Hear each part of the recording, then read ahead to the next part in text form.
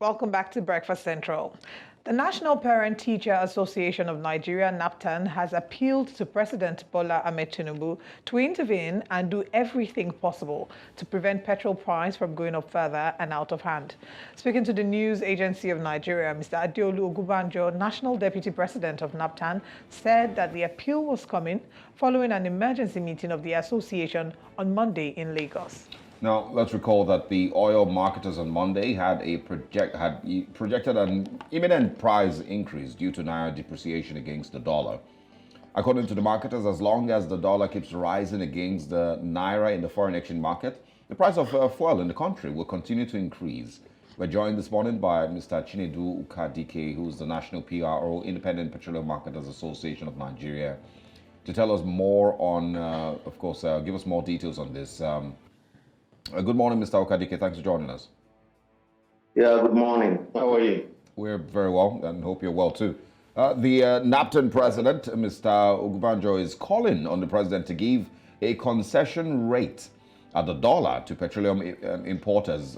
According to him, this will create an enabling environment somehow, some way, where the current price of petrol in the country will remain the same. Can you tell us about the proposed climb and, of course, if Mr. Ogunbanjo's plan is something that should be considered? Well, I think it's a good plan, but it will definitely also take us back during the time of different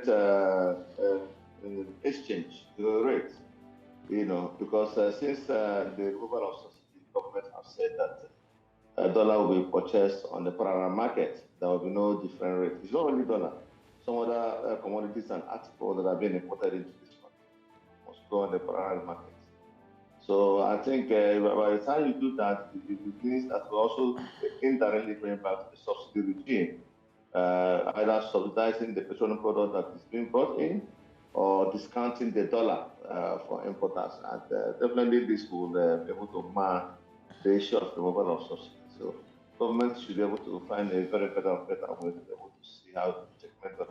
And the most important way is to ensure that our refineries are working so that we can earn more dollar than using a lot of dollar to buy petrol. So we're starting to see the newspapers this morning did reveal that some of the states have already started to increase fuel prices to 650 naira in Delta State and some other states, and that the queues are starting to return in Lagos. What should we expect in the next week or two if nothing is done to intervene drastically? Yeah, for like states like Maiduguri, because Nigeria, we are importing petroleum products, so we are using the coastal areas. And those coastal areas are depots, private-owned depots that are situated in the riverine areas where the vessel can pass.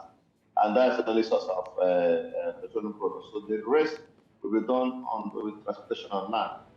And you can be able to understand with me that the price of diesel is also going high. The price of diesel at this moment is around 850 naira. So it means that somebody from Bauchi will be able to use like close to 2 million naira to be able to come to Lagos and load or go to Warri or Port Harcourt to load these petroleum products. Since government is no longer subsidizing the issue, the equalization of petroleum products. So all these costs will be built into the price of the product once it gets to its destination.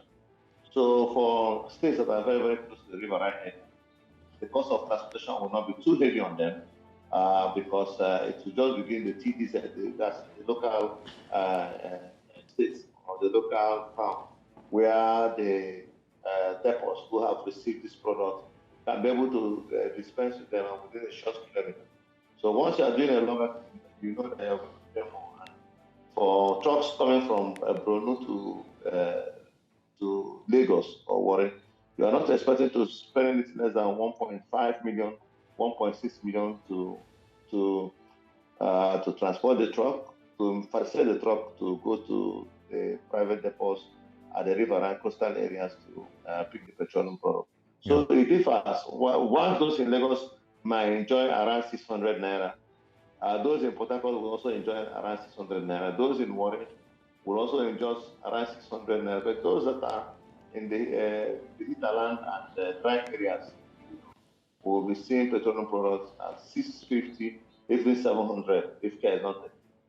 Yeah, well, I mean, this is scary. But I also want to ask, from the explanation that Ipman has continued to give, that as the naira continues to depreciate, you will continue to see an increase in the price of petrol. Does this mean that if the naira hits 1,000, 100, 200, 300, we're going to see petrol get up to 1,000 naira a liter? And do you expect that at some point the Nigerian government will maybe have to have a rethink about this, ending petrol subsidy conversation? Yes, like yesterday we have a Natural Oil and Gas Suppliers Association meeting, and we made it very, very clear that since Nigeria is still dependent on importation of petroleum products, if the dollar depreciates, it means that petrol will go down. If the dollar rises, it means that petrol will still go up. So Nigeria should get off themselves to be able to trade this situation. And for us marketers, you will find out that we are using a huge amount of money to be able to buy the same product we used to buy at a lesser amount of money. And all this is applicable to all articles and commodities that have been imported into this country. Even those local ones that are being manufactured in this country, because the cost of transportation is soaring up. All right. So there's so much that's happening. We have it's less than a few weeks to September. Schools are about to resume and school fees will be paid. Dealing with an increase in price and PMS will be entirely grueling for parents and teachers even. So I wonder, you as a person, I don't know if you're a parent yet, but as a person, how would you say that this has affected you as a Nigerian, first of all? Parents are complaining, those in the markets are complaining. First of all, yeah. Sorry? Yeah, first of all, and for me as an independent man, let me not personalize this question. Okay. For me as an independent man, it's going to be it's a hard trying time for all of us. It's very hard trying time for all of us because most of us now are going out of business. You will see the filling stations closing down because there is no increase in profit margin. What we will see is increase in the volume of funds that we borrow from banks. And check out when you have borrowed 25.20 million naira from bank to be able to buy 45,000 liters of petroleum product. And the consumption rate is not high like before. Sometimes we normally use like 3 days, 2 days for stations that are in a mega studded area to be able to dispose 45,000 liters of PMS. But this time around, if you sell up to 1,000 liters in a day, and you sell running costs, the same diesel, the same expenses. So it's not good for independent marketers at all. It's very, very hard trying time. And the same interest, bank interest. And the bank interest is also going high. So it's really, really, really a very big problem for independent marketers because most of our members are also complaining. Most of them now march up to 4 to 5 to be able to buy one truck of petroleum product and all right. They will share it around. And at the end of the day, in 2 weeks' time, the expenses they bought in terms of. Okay, so all right, we seem to be struggling with the connection. That's the problem we're facing as independent marketers. Yeah, but I remember the last conversation we had, and I was asking you about who currently is importing petrol into the country, and you said, if I remember correctly, that it's still the NNPC. That the bureaucracy around getting independent marketers to bring in petrol, to get dollars and all of that to bring in petrol is still very, very difficult. So I want to know if you, and of course if Ipman feels betrayed by the narrative that was sold, which was of course that NNPC along with independent marketers will be able to import petrol, and then that will maybe be able to be a reason why we might see price fluctuation. And of course, maybe also reduce the price over time. Do you feel betrayed? Because that doesn't seem to be working. You're still reliant on the NNPC to get petrol. The ad hoc nature of removing this subsidy took us aback because we felt that factors or procedures that would have allowed independent marketers set themselves to be able to import petroleum products, and not only independent marketers, other stakeholders who are interested in importing petroleum products would have set first before the removal of the subsidy. So the subsidy was removed, processes started, and all the rest of them. And you find it very, very difficult to be able to jump one process to another. But also for us to be able to gather ourselves together and come, as a very, very strong force to import the petroleum product. And you listen to the news today, you see that it's dollar speculators. Those dollar speculators choose the people, they sell their dollars. The bank chooses the people, they sell their dollars and all the rest of them. So we don't have this balancing point whereby we can be able to muster enough dollar. The resources is huge. The resources is very, very huge. And independent marketers will don't have such resources. But we are also partnering with some IOCs to see if we can be able to import this product. But I also believe that some marketers are also important. But the problem is that repatriating the fund becomes a problem. By the time they finish dispensing the petroleum product they imported, they also find out that the petroleum product is no longer at the price which they imported and also the profit they made. So it becomes they need to also gather another more dollars to be able to go again to go and import. So the business is not good as well. We must do something that can be able to stabilize the dollar. And that is our local refineries. Because when our local refineries started producing, you also find out that the issue of vessel charges, which have soared from around 200 something thousand to close to 400 something $1,000.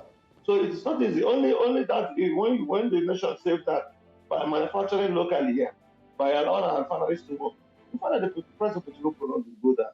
And when we repair our pipelines, we also find out that the issue of this equalization of petroleum products, somebody buying petroleum product like 650 naira in Gombe, another person buying it in Lagos. So you see that the product can be moved from the pipeline and they get to somebody in Gombe at that same price, maybe 2 or 3 naira difference. So that is the problem we're facing. There was no proper prearrangement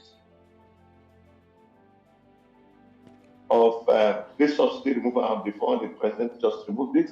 And I also believe that it was a technique because if he doesn't do that, those who have been holding back this subsidy removal will continue to pressure the presidency and they might not be able to realize it after they are 4 years. So can I quickly ask? So the president decided. Can I quickly ask, Mr. Okadike, are you saying that you are in support of subsidy, but you're not in support of the preparations that were made before the subsidy because you think that they were not adequate before the removal of subsidy? Yes. If you have followed me in most of this, when the state subsidy was removed, we also said yes, it's good that subsidy should go, but Fantastic. the proper things that are supposed to be done, the issue of the refineries, the issue of these procedures of importation, because there must be competition.